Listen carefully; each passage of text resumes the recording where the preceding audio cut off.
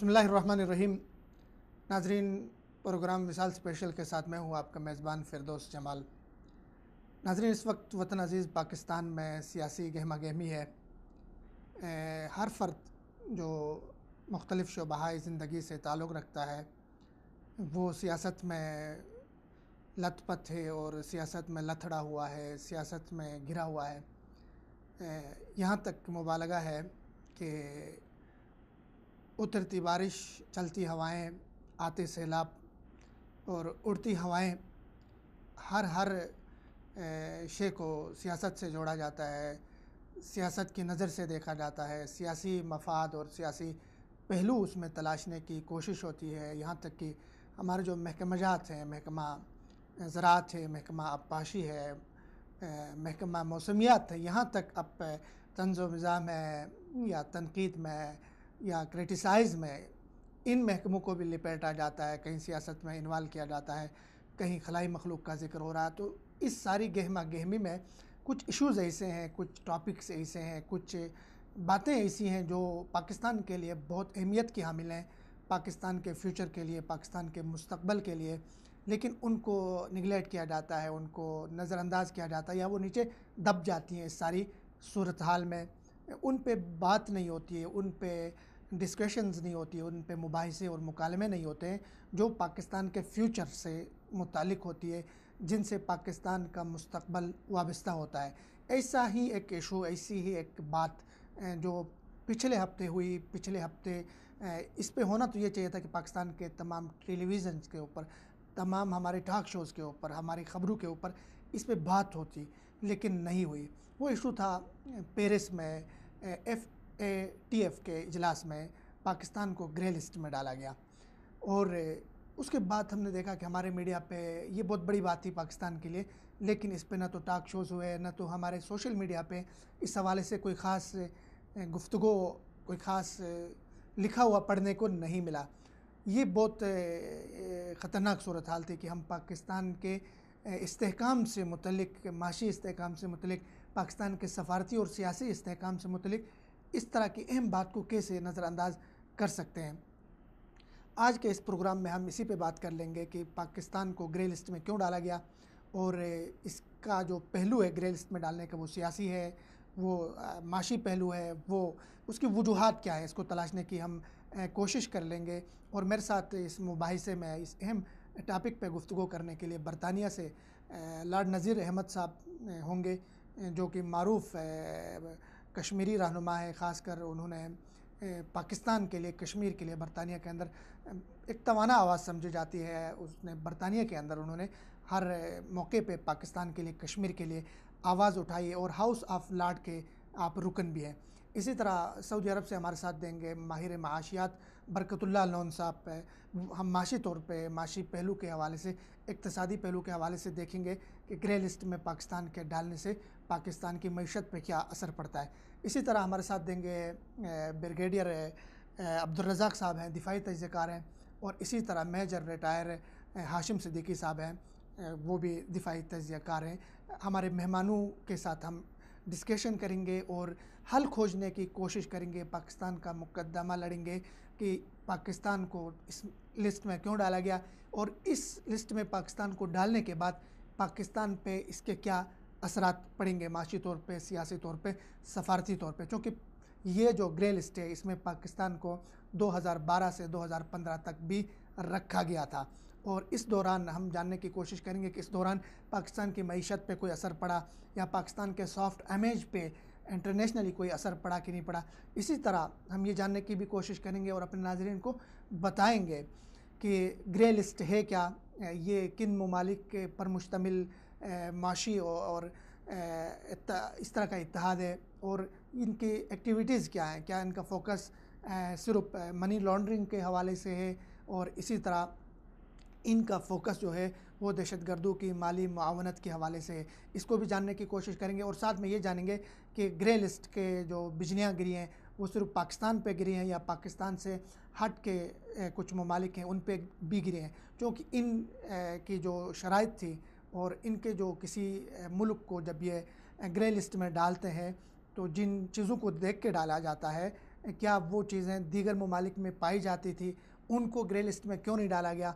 For example Hindustan है, वहाँ पे मनी लॉन्ड्रिंग होती है, वहाँ पे दहशतगर्दों को सपोर्ट वहाँ से मिलती है, और वहाँ के सिक्योरिटी एडवाइज़र वो मीडिया पे कह चुके हैं कि हम पाकिस्तान में जो मिलिटेंट हैं, पाकिस्तान में जो कल-अदम तंजीमें हैं, पाकिस्तान में जो पाकिस्तान के इस्तेहकाम के ख़िलाफ़ लड़ रहे हैं, उनको माली मदद करेंगे, ख़ासकर बलूचिस्तान में।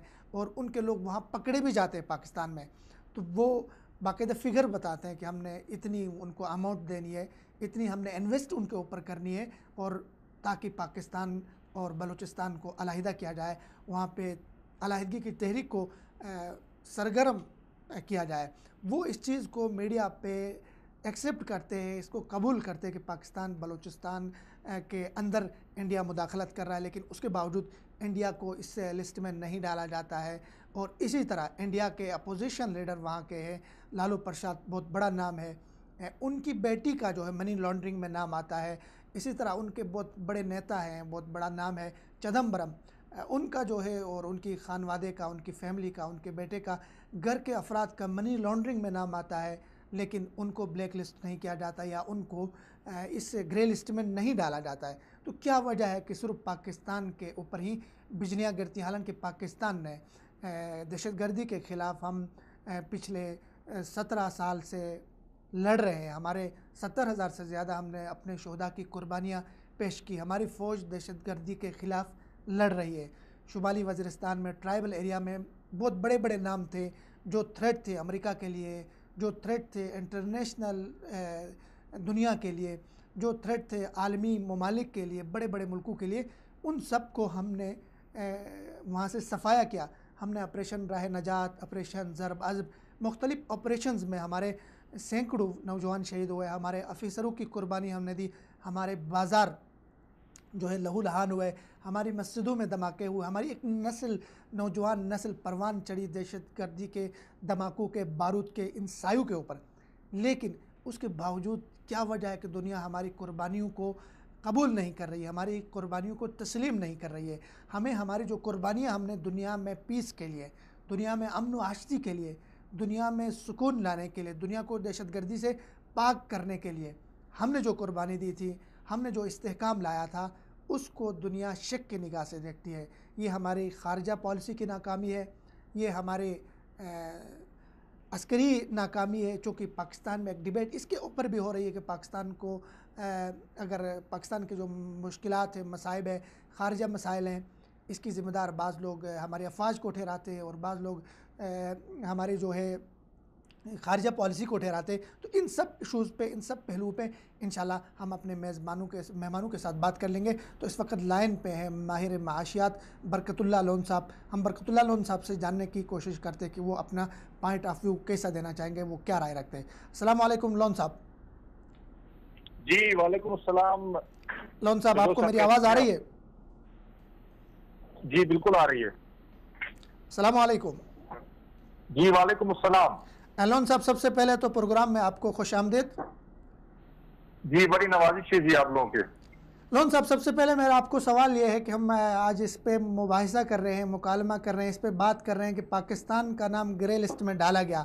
पहले तो आप हमारे नाजरीन को ये बताएं कि यह ग्रे लिस्ट क्या है, और इसमें नाम चूँकि पाकिस्तान का 2012 से 2015 तक इस लिस्ट में नाम रहा है, तो इस दौरानिए में क्या पाकिस्तान को कोई माशी नुकसान हुआ है या कुछ खास फ़र्क नहीं पड़ा है? तो इस हवाले से क्या कहना चाहेंगे आप?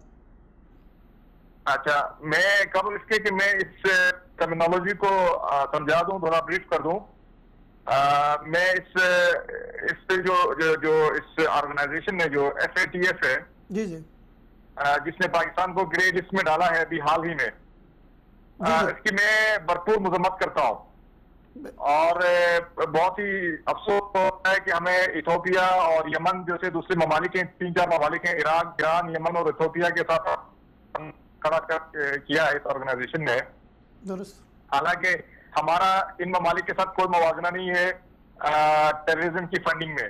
सही। अच्छा, सबसे पहले मैं मजम्मत करता हूँ। अच्छा, अब आपका सवाल है जी कि ये थोड़ा सा नाजरीन को ब्रीफ किया जाए कि ये क्या चीज है और इससे क्या असरात होते हैं पाकिस्तान के लिए, और क्या असरात रहे 2012 से 15 तक। सही। ये basically FATF financial action task force जो है, जी जी ये बहुत सारे मुल्कों की एक इंटर जो है स्टेट इंटर गवर्नमेंटल एक ऑर्गेनाइजेशन है। सही जिस तरह से दुनिया की बहुत सारी ऑर्गेनाइजेशन हैं, इसी तरह से ये भी एक ऑर्गेनाइजेशन है। इस ऑर्गेनाइजेशन के कयाम का मकसद ये है कि पूरी दुनिया में जो टेररिज्म की फंडिंग के रोकथाम की जा सके। सही यानी जिन ममालिक पे शुबा हो या जिन ममालिक के बारे में ये इनको इस ऑर्गेनाइजेशन को ये इनके पास एविडेंसेस हो कि वो टेररिज्म को फंडिंग करती हैं जो ममालिक, तो उन जी जी को ग्रे लिस्ट में डाला जाए। ये ऑर्गेनाइजेशन है। अच्छा, दुरुस्त इसमें जर्मनी, फ्रांस, बरतानिया, अमेरिका, ये वो ममालिक हैं जो एक्टिव हैं, जिन्होंने रिकमेंड किया था मार्च 2018 में पाकिस्तान को ग्रे लिस्ट में डालने के लिए। सही जो बिल आखिर इस वक्त इसको ग्रे लिस्ट में डाल दिया गया है। अच्छा, अब सवाल ये है कि इस पाकिस्तान के ग्रे लिस्ट में जाने से पाकिस्तान की फाइनेंसिंग पे, पाकिस्तान की इकोनॉमी पे क्या असरात पड़ेंगे। जी जी देखें, पाकिस्तान चूंकि एक बोरोइंग कंट्री है इंटरनेशनल फाइनेंशियल इंस्टीट्यूशन से, IMF से और वर्ल्ड बैंक से हमारी इकोनॉमी का बहुत बड़ा दारोमदार है। जी जी तो अब बजट हमारा जो पाकिस्तान जो मुल्क को चलाने के लिए तकरीबन बजट का कोई 35 से 40% जो बजट का हुजूम है जी जी वो हमें बारो करना पड़ता है। तो यकीनन उसका असर ये होता है कि जब पाकिस्तान को इस तरह की चीजों में जब डाला जाता है जी तो Pakistan is an entity, is a country, इसकी जो रेटिंग होती है, जो रेटिंग एजेंसी मूडीज वगैरह जी उसकी रेटिंग करती है, उसकी रेटिंग पाकिस्तान की 1-1.5 साल पहले बड़ी अच्छी हो गई थी। उसको भी वो अभी कुछ महीने पहले उसकी रेटिंग भी गिराई गई है। तो अब मजीद इसकी वजह से ग्रे लिस्ट में डालने की वजह से खतरा ये है। जरूरी नहीं है कि वो जो है उसकी जो इंटरनेशनल जो इसकी रेटिंग को गिरा दी जाए, लेकिन इम्कानात है लिस्ट में आने की वजह से। एक तो थोड़ा सा मसला ये हो सकता है। सही अच्छा, आपने सवाल ये किया कि 2012 से लेके 2015 तक जब पाकिस्तान को ग्रे लिस्ट में डाला गया जी जी तो उससे क्या फर्क पड़ा। टू बी वेरी ऑनेस्ट, 2012 से 15 तक हमारे वजीर खजाना इशफाक डार ने मन के मजे से लोन्स लिए IMF से और दूसरे इंस्टीट्यूशन से, और इसके ग्रे लिस्ट में आने से कोई फर्क नहीं पड़ा था इन 3 सालों में। अच्छा तो आइंदा सालों में इम्कानात है, लेकिन मुमकिन है इसी तरह जैसे 2012 से 15 तक कोई फर्क नहीं पड़ा, इसी तरह कोई फर्क ना पड़े। लेकिन बहरहाल फर्क पड़े या ना पड़े, जी ये हमारे लिए हमारा एक आपकी बात सॉरी काट रहा हूँ, अगर इसका माशी तौर पे फ़र्क नहीं पड़ता है तो इसको मतलब बाहर के जो इन्वेस्टर आएंगे वो पाकिस्तान को हाई रिस्क समझेंगे, पाकिस्तान का जो सॉफ्ट इमेज है उसकी वजह से भी वो सोचने पे मजबूर हो जाएंगे कि वहाँ पे हमें इन्वेस्ट करनी चाहिए नहीं करनी चाहिए, सरमायाकार बाहर से आएंगे नहीं आएंगे। इस हवाले से किसी न किसी सतह पर तो नुकसान पहुँचेगा। नहीं, मैं उस पॉइंट पे अभी आ रहा हूँ। आपने बिल्कुल सही, मैं अभी जो मैं एनालिसिस कर रहा था वो एनालिसिस कर रहा था कि पाकिस्तान एज अ बारोवर जो है जी जी उस पर क्या असर 2012 से 15 में पड़े और क्या पड़ सकते हैं, उसका मैं तजिया कर रहा था। सही ये जो आप बात करें ना, दूसरा पहलू जो इसकी वजह से जो इन्वेस्टमेंट का बाहर के मुल्कों से आना, यकीनन इसका डायरेक्ट असर पड़ेगा। इसमें ये कहना कि नहीं पड़ेगा बिल्कुल गलत है, सही क्योंकि जो इंटरनेशनल इन्वेस्टर ऑलरेडी पाकिस्तान में जो टेररिज्म की वजह से और दूसरे मसाइल की वजह से आ नहीं रहा था, और इस वक्त जब ज़र्ब अज़ब और ये तमाम ऑपरेशंस के बाद जब अमल बहाल हुआ और पाकिस्तान को इंटरनेशनल लेवल पर रिकग्निशन मिली, जी तो जी पाकिस्तान के दुश्मनों ने ये खरबा इस्तेमाल किया है, सही जिसको मैं चाइना ने बड़ा इसको वो किया है, स्टैंड हुआ है, और चाइना ने बड़ा इस पे वो रिएक्शन दिया है। चाइना का हम बड़े बड़े शुक्रगुजार हैं। जी जी और ये कि हमारे दुश्मनों की एक साजिश है कि पाकिस्तान चूंकि थोड़ा सा अमन और उसके हवाले से काफी जो है इंटरनेशनल उसमें काफी इन्वेस्टर को अपनी तरफ खींच रहा था। लोन साहब, तो इससे वाकई आपको मैं यहाँ रोक रहा हूँ। बड़ी अहम बात आपने की कि एक इंटरनेशनल यहाँ पे हमारे एनिमीज़ जो हैं, दुश्मन जो उनकी साजिशें हैं। मैं यहाँ ये आपसे पूछना चाहूँगा कि मनी लॉन्ड्रिंग और दहशतगर्दों को फंडिंग एक आलमी मसला है। बहुत सारे और ममालिक में मनी लॉन्ड्रिंग होती है, वहाँ पे केसेस अदालतों में चलते हैं। तो आप इस डिसीजन को जो ग्रे लिस्ट के हवाले से पेरिस में पाकिस्तान के ख़िलाफ़ जो डिसीजन हुआ, इसको आप पॉलिटिकल डिसीजन समझेंगे? इसको वाकई पाकिस्तान इन चीज़ों में बहुत ज़्यादा मुलविस था, मनी लॉन्ड्रिंग में, पाकिस्तान दहशतगर्दों की फंडिंग में, आप किस नज़र से इस फैसले को देखेंगे? देखें, इसमें कोई दो राय नहीं है, ये बिल्कुल ही एक बायस्ड और पॉलिटिकल दुश्मनों की एक साजिश है। उसमें ये अगर देखिए, पाकिस्तान में हजारों खामियां सही, मतलब हम इसको ये नहीं कहते कि हम जो कि पाकिस्तानी है तो हम कहेंगे जी हर चीज सही है। भाई जो चीज गलत है गलत है, लेकिन अगर ये जो FATF है, ये जिस चीज को मॉनिटर करती है वो हमारे अर्निंग को मॉनिटर करती है और टेररिज्म की जो फंडिंग होती है उसकी मॉनिटरिंग करती है। अगर आप पूरी दुनिया के ममालिक के एनालाइज करें तो मनी लॉन्ड्रिंग जो है वही ममालिक। जी लोन साहब, ये और अगर आप टेररिज्म की फंडिंग की बात करें तो टेररिज्म की फंडिंग में मैं ममालिक का नाम लेना मुनासिब नहीं समझता, लेकिन वो पाकिस्तान से 2 हाथ आगे हैं, ठीक है, बहुत से ममालिक। तो उनपे तो कोई ऐसी इस तरह की कोई ग्रे लिस्ट में नहीं डाला जाता है, और पाकिस्तान को ये बिल्कुल स्ट्रेट अवे एक हमारी खारजा पॉलिसी की नाकामी भी रही इस गवर्नमेंट की जो गई है। बेचारी जो निगरान गवर्नमेंट है उसको हम ब्लेम नहीं कर सकते, उनकी नाकामी भी है। और क्योंकि डोनाल्ड ट्रंप की जो पाकिस्तान के खिलाफ जो सख्त स्टांस है, और फिर उसके साथ हमारा जो दुश्मन मुल्क है उसका जो अभी वज़ीर आज़म है वो भी पाकिस्तान को जो है ना नाम लेना उसको उसके लिए तकलीफदेह है। यानी ये दो बंदे इस वक्त पाकिस्तान के जो शदीद खिलाफ होने की वजह से इस तरह की साजिशें हो रही है, और अल्लाह ताला इन दुश्मनों की इन साजिशों को अल्लाह नाकाम करे।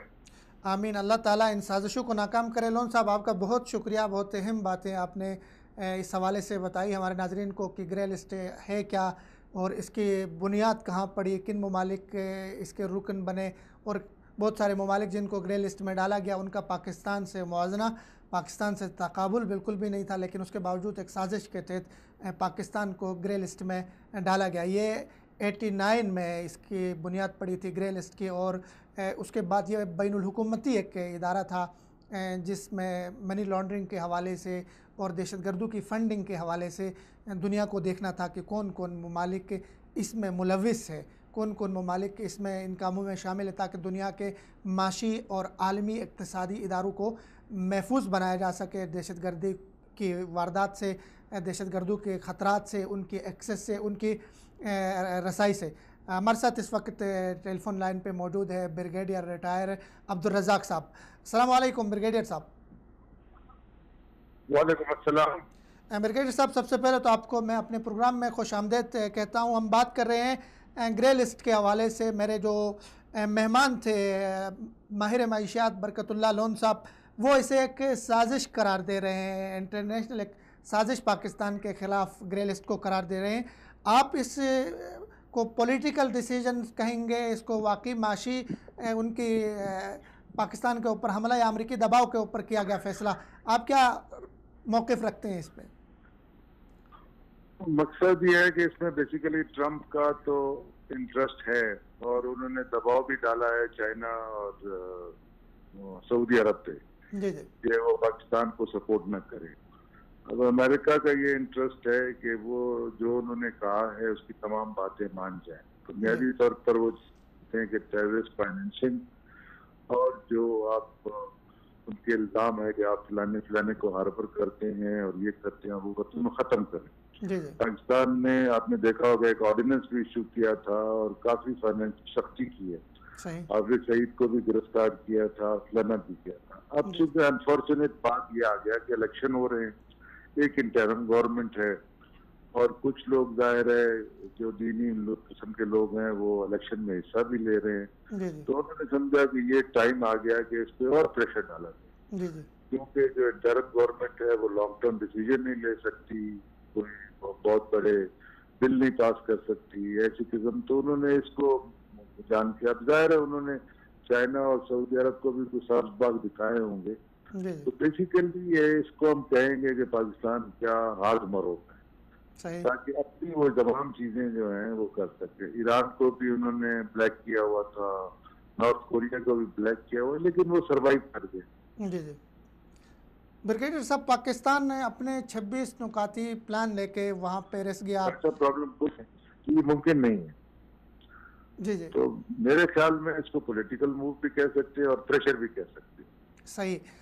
मेरा अगला सवाल आपसे ये है सर, पाकिस्तान अपना 26 नुकाती एजेंडा, अपना वो नुकात लेके पेरिस में वहाँ पहुँच गया, पाकिस्तानी वफद, उनके नुकात को देखा गया, उसके बावजूद जो है मेरा यहाँ सवाल ये है सर आपसे कि पाकिस्तान पहले ही एक नेशनल एक्शन प्लान पे हम काम कर रहे हैं, वो जितने डिमांड्स हमारे ऊपर रख रहे हैं, हमारे से जो मुतालबे कर रहे हैं डूमोर का, हम वो करते जा रहे हैं। अभी हमने उनको वादा दिया कि अगले 15 महीनों के अंदर सितंबर 2019 तक हम इन जो 26 नुकात हैं इन पर अमल करेंगे।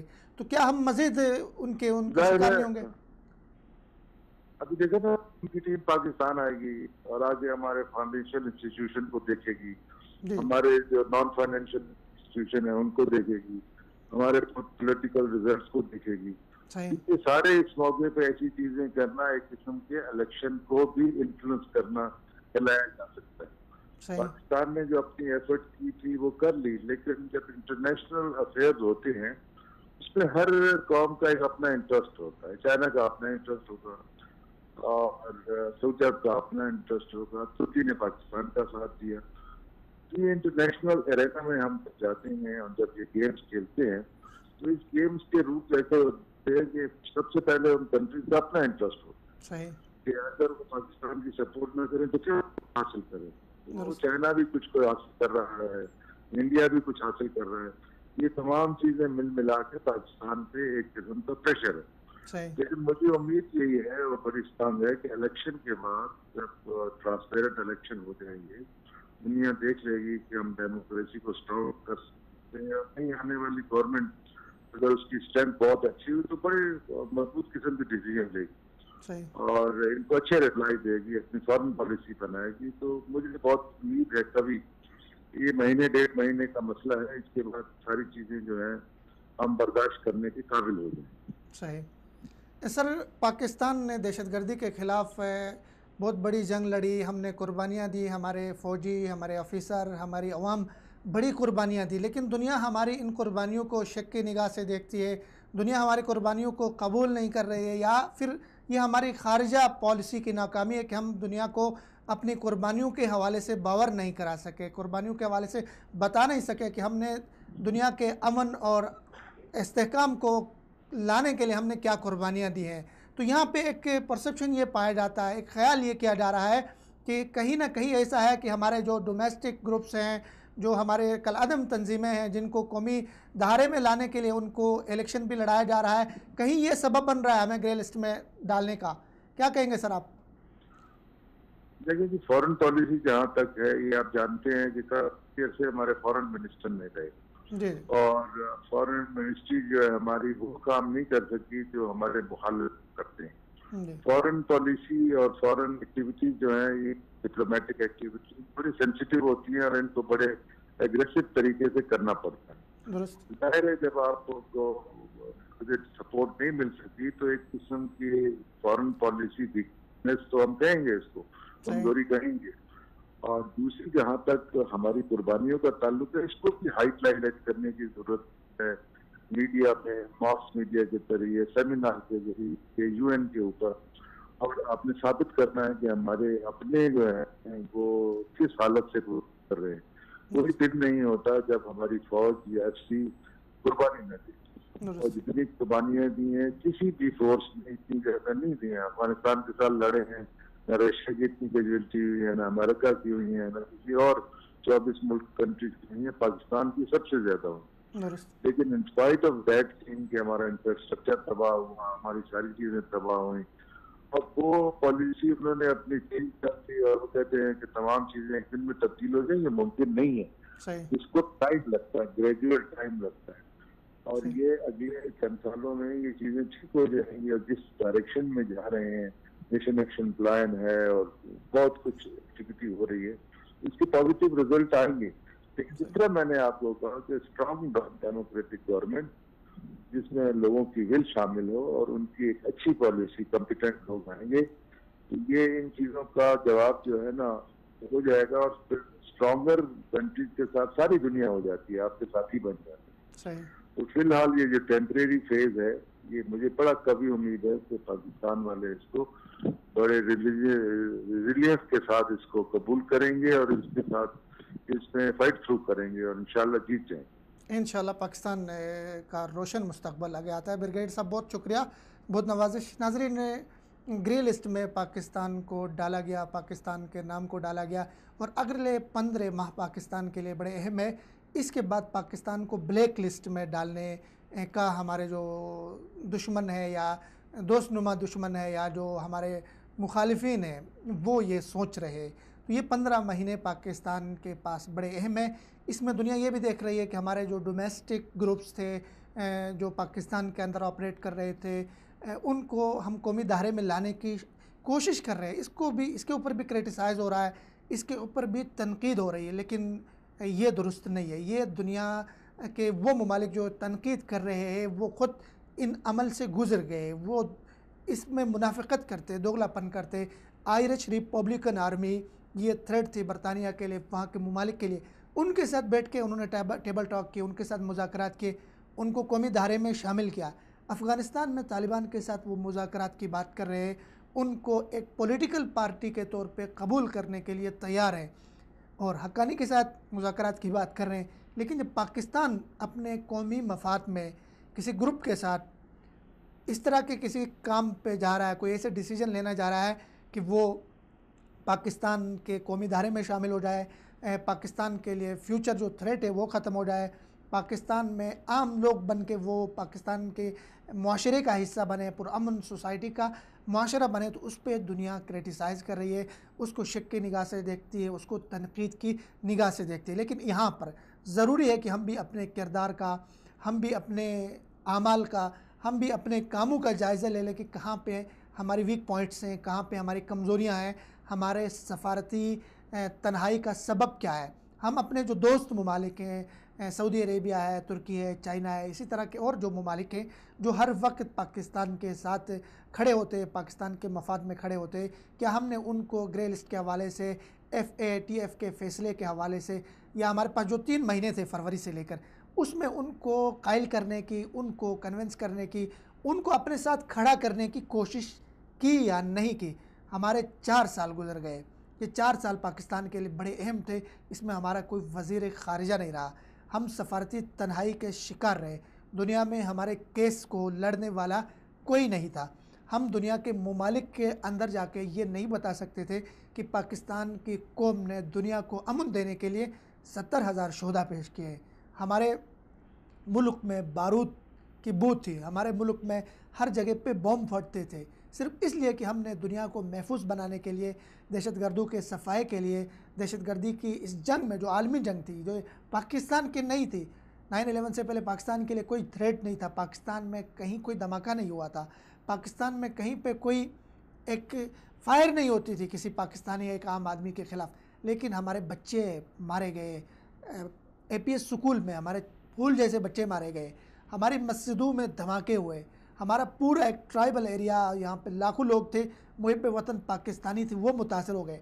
हमने कराची से लेकर अफ़गानिस्तान तक, चमन तक, ये सारे बॉर्डर, ये सारा एरिया, सारे रूट्स नेटो के लिए दे दिए कि आप जाएं दहशतगर्दी के ख़िलाफ़ लड़े। हमने अपने हमसाए को अपने से ख़िलाफ़ किया, वहाँ के अवाम के दरमियान उनके दिलों में अपने लिए नफ़रत पैदा की, जिनको हमने अपने मुल्क में भाई बन के अपने मुल्क में जगह दी थी, उनको अपने ख़िलाफ़ किया। पाकिस्तान ने अपने सारे मफादात को पसे पुश्त डाल के दहशतगर्दी की इस जंग में फ्रंट लाइन पे किरदार अदा किया, लेकिन उसके बावजूद दुनिया हमें शक की निगाह से देखती है। दुनिया के खासकर वो ममालिक जो ख़ुद दुनिया के बहुत सारी जगहों पे दहशतगर्दी की सरपरस्ती कर रहे हैं, दहशतगर्दों की सरपरस्ती कर रहे हैं, उनकी फंडिंग कर रहे हैं, उनको पाल रहे हैं, उनकी सपोर्ट कर रहे हैं, उनके साथ खड़े हो रहे हैं, और कहीं पे खुद रियासती दहशतगर्दी के शिकार है, लेकिन उन मुल्कों के ख़िलाफ़ कोई कार्रवाई नहीं हो रही है। उन मुल्कों को कहीं ग्रे लिस्ट में, कहीं ब्लैक लिस्ट में नहीं डाला जा रहा है, उनको कोई वार्निंग नहीं दी जा रही है। आप कश्मीर का मसला उठा के देखें, कश्मीर में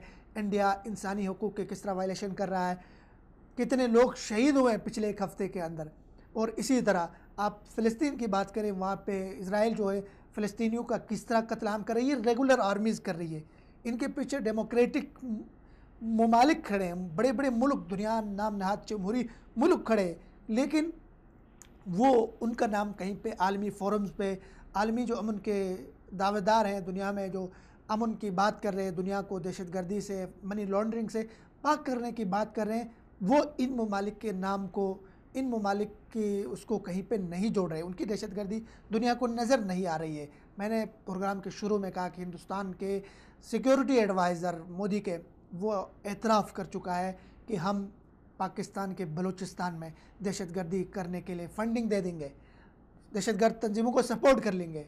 ये उसमें नहीं आ रहा है। इसी तरह पाकिस्तान से ज़िंदा सलामत एक कर्नल पकड़ा जाता है, कुलभूषण यादव। दुनिया को वो नज़र नहीं आ रहा है कि ये दहशतगर्दी पाकिस्तान में हो रही है, और सिर्फ बलूचिस्तान के अंदर 4 अरब रुपए इंडिया ने लगाए दहशतगर्दी के इस ज़ुमरे में, पाकिस्तान में दहशतगर्दी फैलाने के लिए, बलूचिस्तान को पाकिस्तान से अलहदा करने के लिए। वहाँ पाकिस्तानी फ़ौजों पे हमले हुए, वहाँ पे धमाके हुए, वहाँ पे पब्लिक मकामात पे धमाके हुए।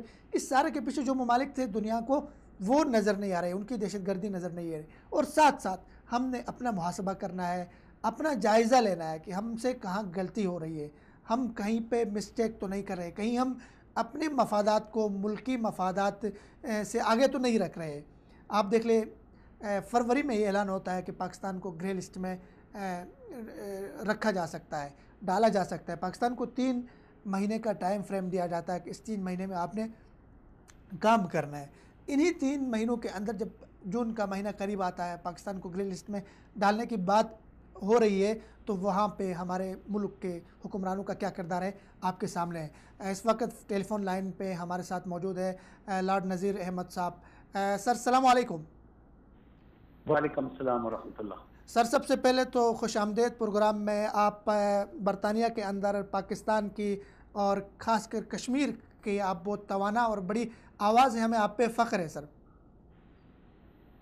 थैंक यू जी, बहुत बहुत शुक्रिया, जज़ाकल्लाह। सर हम ग्रे लिस्ट के हवाले से बात कर रहे हैं। इस डिसीजन को जो पेरिस में हुआ, पाकिस्तान को ग्रे लिस्ट में डाला गया, आप इसको पॉलिटिकल डिसीजन कहेंगे या माशी डिसीजन कहेंगे, किस नज़र से आप इसको देखेंगे?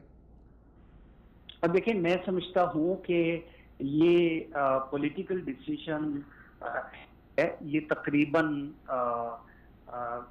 6 महीने पहले मुझे पता चला था कि अमेरिकन जो हैं वो इंडिया के साथ के कोई लिस्ट बना रहे हैं, जो FATF में भी और UN में भी और वर्ल्ड बैंक और दूसरी जगहों पे पाकिस्तान के ऊपर प्रेशर डालने के लिए ये करेंगे।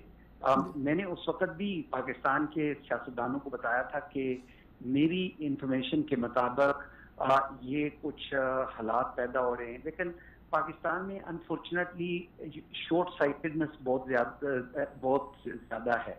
वो समझते हैं कि जी हमने CPEC ले लिया और हमारे दरख्तों के ऊपर भी सोना लगेगा और उसके दरख्तों के नीचे भी डायमंड लगेंगे। तो वो उन्होंने कुछ नहीं किया।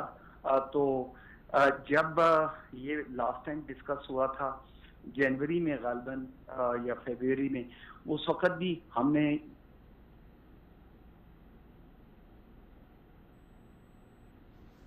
यहाँ पे भी और दुनिया भर के पाकिस्तान के फॉरेन मिनिस्टर हैं, वो रशिया में बैठ के उन्होंने ट्वीट कर लिया थी जी कि हमने कामयाबी हासिल कर ली। कोई समझ भी उनको नहीं थी कि ये कॉन्फिडेंशियल वो सारी मीटिंग थी और उसको उन्होंने दुनिया भर में बता दिया। तो इसमें कुछ गलतियां भी हैं, कुछ ज्यादतियां भी पाकिस्तान के साथ हो रही हैं, लेकिन we are where we are. Grey list पे पाकिस्तान है, इसको वापस नॉर्मलाइज करने के लिए पाकिस्तान को मेहनत करनी पड़ेगी। सही सर। सवाल मेरा ये है कि पाकिस्तान ने दहशतगर्दी के ख़िलाफ़ ज़्यादा कुर्बानियाँ दी, बहुत लंबा सफ़र किया। हमारी एक नौजवान नस्ल जो है परवान चढ़ी इसी के ऊपर, दहशतगर्दी के इन वाक़यात को होते हुए हमारे बच्चे मारे गए, हमारे फ़ौजी जवान शहीद हुए। लेकिन दुनिया हमारी जो दहशतगर्दी के ख़िलाफ़ एफर्ट है, हमारी जो कोशिशें हैं, कुर्बानियाँ हैं, उनको तस्लीम करने के लिए तैयार नहीं। ये मनी लॉन्ड्रिंग एक आलमी मसला है, दहशतगर्दों को फंडिंग आलमी मसला है, लेकिन तलवार पाकिस्तान के ऊपर ही क्यों गिर रही है? उसकी वजह अपनी कमजोरियां ही और फिर शॉर्ट साइटेडनेस है क्योंकि जो सियासतदान हैं वो अपनी ज़ाती मफाद के लिए, अपने ज़ाती तल्लुकात के लिए अमेरिका जाते हैं तो अपनी नवासियों को और बेटियों को साथ लेके जाते हैं। वो अपने एडवाइजर्स और अपने जो सियासतदान लेजिटिमेसी हासिल करने के लिए पाकिस्तान के केस को लड़ने के लिए नहीं, बल्कि अपनी ज़ाती जो मफाद हैं उनके लिए। बदकिस्मती से अभी तक पाकिस्तान की जो लीडरशिप है, ये जो डेमोक्रेसी का डंडा कुटते रहते हैं, इसमें आपने यहाँ पे भी देखा सऊदी अरेबिया में जब भी मियां नवाज शरीफ साहब फॉर इंस्टेंस आते थे तो अपने बेटों को लाते थे क्योंकि उनके अपने कारोबार हैं यहाँ पे। और इससे पहले जरदारी साहब अपने दोस्तों को जिनके वहाँ पे कारोबार हैं, तो ये ज़ाती मफाद के लिए काम करते हैं, पाकिस्तान के नेशनल इंटरेस्ट में काम करते हैं। अगर वो हो तो ये मसले ना हो। दुरुस्त सर, बहुत शुक्रिया सर, आपने टाइम दे दिया, बहुत नवाजिश। शुक्रिया। नाजरीन, लाट साहब ने बड़ी अहम बात की है। लाट साहब चूँकि इनका ताल्लुक़, इनकी मुलाकातें, इनका उठना बैठना मियां मोहम्मद नवाज शरीफ के साथ भी रहा है, पाकिस्तान के पॉलिटिकल क्लास के साथ, पाकिस्तान के सियासतदानों के साथ भी उठना बैठना इनका है। तो हमारी जो इंडिविजुअल, हमारी जो कमज़ोरियाँ हैं, वीकनेस है, वीक पॉइंट्स है, हमारे सफारती हवाले से जो करने थे, हमारे जो फ्रेंड्स थे, हमारे जो दोस्त ममालिक थे, उन तक अप्रोच करके, उनको कायल करके, उनको अपना मुकदमा लड़ने के लिए तैयार हम नहीं कर सके। यह हमें तस्लीम करना होगा कि हमारी सफारती नाकामी हर जगह पे खुल के आ रहे। हमारे वज़ीर ख़ारजा साहब जो 1-1.5 साल के लिए या कुछ महीनों के लिए उसको बनाया गया था, अपने आसिफ साहब को, ख्वाजा आसिफ साहब को, उनको मतलब उन्होंने ऐसे ब्लेंडर मारा कि पूरी पाकिस्तानी कौम देखती रह गई और दुनिया में पाकिस्तान की जग हंसाई हो गई। इस तरह से सफारती मामलात नहीं चलाए जाते, इस तरह जो पाकिस्तान का केस नहीं लड़ा जाता। ये ख़ास महारत होती है इस पे, और ये ख़ास चीज़ें होती है कि आपने सफारती सतह पर किस तरह, कहाँ पे क्या पत्ते रखने हैं, कहाँ पे कौन सी गेम आपने खेलनी होती है। तो हमें तस्लीम करना होगा कि हमारी सफारती नाकामी, और साथ में हमें ये भी देखना होगा कि हम अपने मुल्क के मफादात को अपनी पार्टियों के मफादात पे, अपनी ज़ातियात और अपनी ज़ात के मफाद से कितना मुकद्दम रखते हैं।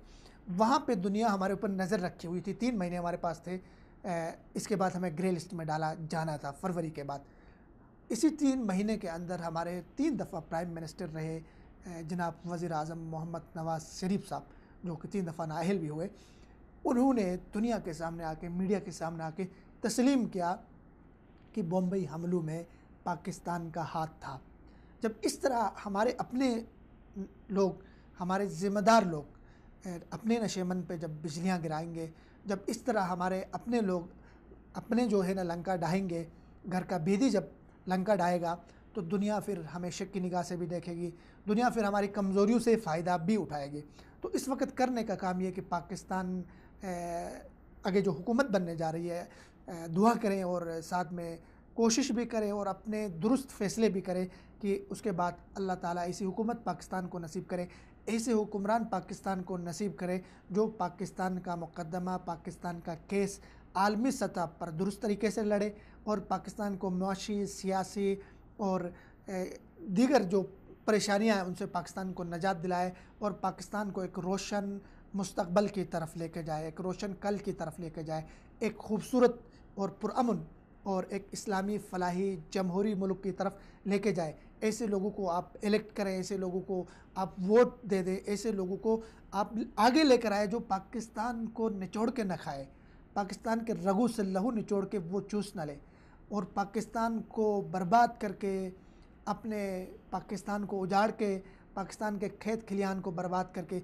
पाकिस्तान की खारिजा पॉलिसी को तबाह करके, पाकिस्तान की सफारतकारी को तबाह करके, पाकिस्तान के दुनिया में इमेज को ख़राब करके, पाकिस्तान के दुनिया के ममालिक के साथ ताल्लुकात को ख़राब करके, बैरूनी कर्ज़े पाकिस्तान के ऊपर ढेर करके खुद जाके बरतानिया में बैठे, अपने घर, अपने कारोबार, अपने बच्चों की तालीम, अपनी बीमारियाँ, अपने इलाज, अपने हस्पताल सारा कुछ बाहर करे।